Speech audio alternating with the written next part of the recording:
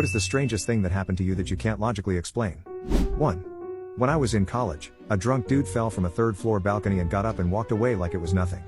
Seriously, one of the weirdest/freakish things I've ever seen in my life. 2. I hit a patch of black ice in the dark going 60 miles per hour down the highway. At the time, I drove a 1-ton cargo van. It hit the guardrail and flipped. Not only did I walk away without a scratch, the car was drivable and I was only 30 minutes late to work. 3.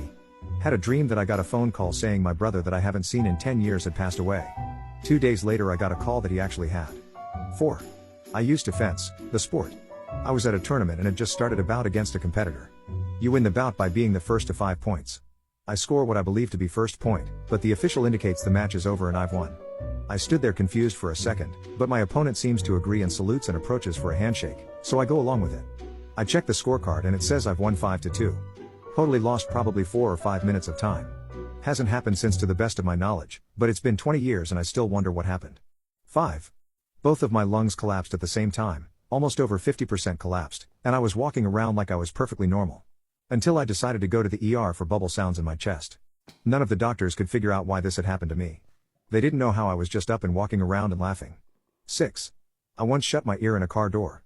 No idea how, have tried to recreate it and can't, but my god that hurt. 7.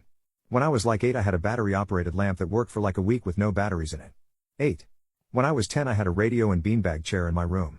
As I was starting to fall asleep the radio suddenly changed the channel multiple times before I heard the beanbag chair in my room slowly fold in on itself, making the noise a beanbag chair would make if someone were to sit in it. Not sure what caused this but certainly freaked me out. 9. I once was changing pants in my room before work and took off my belt. After putting on my other pair of pants, I went to put my belt back on but belt was gone.